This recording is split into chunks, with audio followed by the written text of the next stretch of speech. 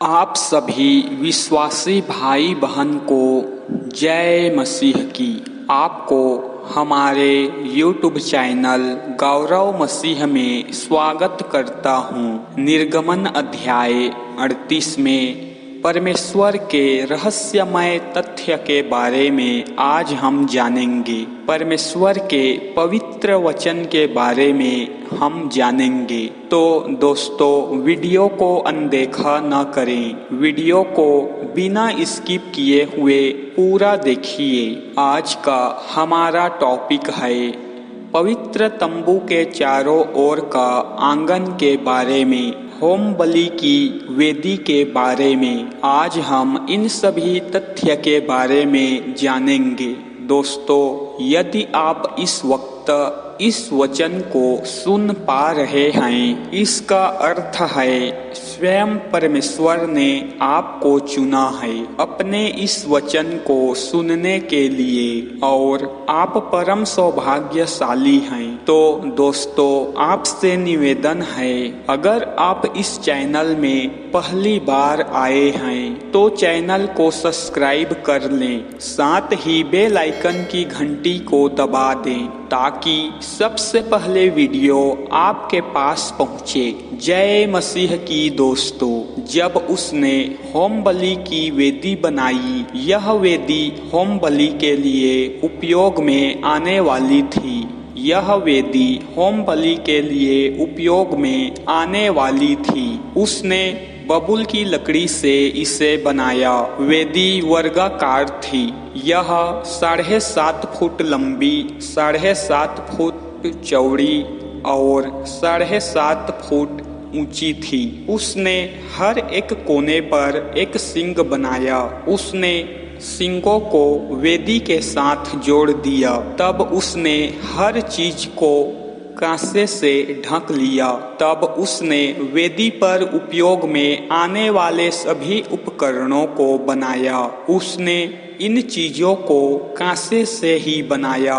उसने पात्र, बेलचे, कटोरे, मांस के लिए कांटे और कड़ाहियाँ बनाई। तब उसने वेदी के लिए एक जाली बनाई। यह जाली कांसे की जाली की तरह थी। जाली को वेदी के पायदान से लगाया। यह वेदी के भीतर लगभग मध्य में था। तब उसने कांसे के कड़े बनाए। ये कड़े वेदी को ले जाने के लिए बल्लियों को फंसाने के काम आते थे। उसने पर्दे के चारों ओर कोनों पर कड़ों को लगाया। तब उसने बबूल की लकड़ी की बल्लियां बनाई और उन्हें कांसे से मढ़ा। उसने बल्लियां को कड़ों में डाला। बल्लियां वेदी की बगल में थी। वे वेदी को ले जाने के काम आती थी। उसने वेदी को बनाने के लिए बबूल के तख्तों का उपयोग किया। वेदी भीतर से खाली थी, एक खाली संदूक की तरह। उसने हाथ धोने के बड़े पात्र तथा उसके आधार को उस कांसे से बनाया जिसे पवित्र तंबू के प्रवेश द्वार पर सेवा करने वाली स्त्रियों द्वारा दर्पण के रूप में काम में लाया जाता था। तब उसने आंगन के चारों ओर पर्दे की दीवार बनाई। दक्षिण की ओर के पर्दे की दीवार 50 गज लंबी थी। ये पर्दे सन के उत्तम रेशों के बने थे। दक्षिणी ओर के पर्दों को 20 खंभों पर सहारा दिया गया था। ये खंभे कांसे के 20 आधारों पर थे। खंभों और बल्लियों के लिए छल्ले चांदी के बने थे। उत्तरी तरफ का आंगन भी 50 गज लंबा था और उसमें 20 खंभे 20 कांसे के आधारों के साथ थे। खंभों और बल्लियों के लिए छल्ले चांदी के बने थे। आंगन के पश्चिमी तरफ के पर्दे 25 गज लंबे थे। वहाँ 10 खंभे और 10 आधार थे। खंभों के लिए छल्ले तथा कुंडे चांदी के बनाए गए थे। आंगन की पूर्वी दीवार 25 गज चौड़ी थी। आंगन का प्रवेश द्वार इसी ओर था। प्रवेश द्वार के एक तरफ पर्दे की दीवार 7.5 गज लंबी थी। इस तरफ 3 खंभे और 3 आधार थे। प्रवेश द्वार के दूसरी तरफ पर्दे की दीवार की लंबाई भी 7.5 गज थी। वहां भी 3 खंभे और 3 आधार थे। आंगन के चारों ओर की कनाते सन के उत्तम रेशों की बनी थी। खंभों के आधार कांसे के बने थे। छल्लों और कनातों की छड़ें चांदी की बनी थी। खंभों के सिरे भी चांदी से मढ़े थे। आंगन के सभी खंभे कनात की चांदी की छड़ों से जुड़े थे। आंगन के प्रवेश द्वार की कनात सन के उत्तम रेशों और नीले, लाल तथा बैंगनी कपड़े की बनी थी। इस पर कढ़ाई कढ़ी हुई थी।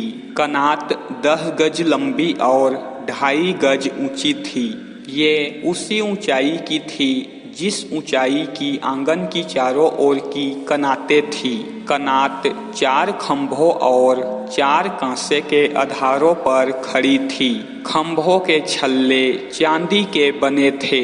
खंभों के छल्ले चांदी के बने थे। खंभों के सिरे चांदी से मढ़े थे और पर्दे की छड़ें भी चांदी की बनी थी। पवित्र तंबू और आंगन के चारों ओर की कनातों की खूंटियां कांसे की बनी थी।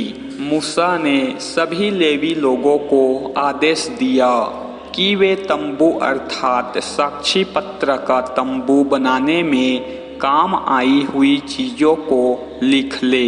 हारून का पुत्र इतामार इस सूची को रखने का अधिकारी था। यहूदा के परिवार समूह से हूर के पुत्र उरी के पुत्र बसलेल ने भी सभी चीजें बनाई जिनके लिए यहोवा ने मूसा को आदेश दिया था। दान के परिवार समूह से अहीसामाक के पुत्र ओहोलियाब ने भी उसे सहायता दी। ओहोलियाब एक निपुण कारीगर और शिल्पकार था। वह सन के उत्तम रेशों और नीले, बैंगनी और लाल कपड़े बुनने में निपुण था। 2 टन से अधिक सोना पवित्र तंबू के लिए यहोवा को भेंट किया गया था। यह मंदिर के प्रामाणिक बाटों से तौला गया था। लोगों ने 4.25 टन से अधिक चांदी दी। यह आधिकारिक मंदिर के बाट से तौली गई थी।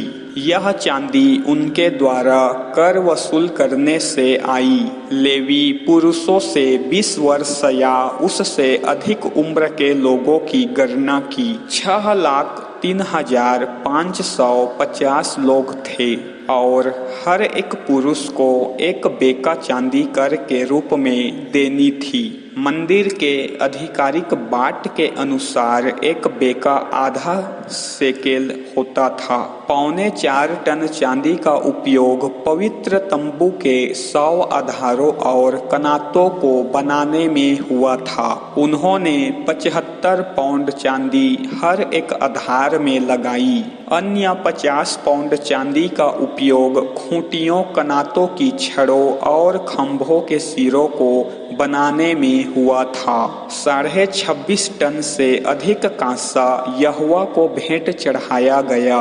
उस कांसे का उपयोग मिलाप वाले तंबू के प्रवेश द्वार के आधारों को बनाने में हुआ। उन्होंने कांसे का उपयोग वेदी और कांसे की जाली बनाने में भी किया और वह कांसा सभी उपकरण और वेदी की तस्तरियों को बनाने के काम में आया। इसका उपयोग आंगन के चारों ओर की कनातों के आधारों और प्रवेश द्वार की कनातों के आधारों के लिए भी हुआ और कांसे का उपयोग तंबू के लिए खूंटियों को बनाने और आंगन के चारों ओर की कनातों के लिए हुआ।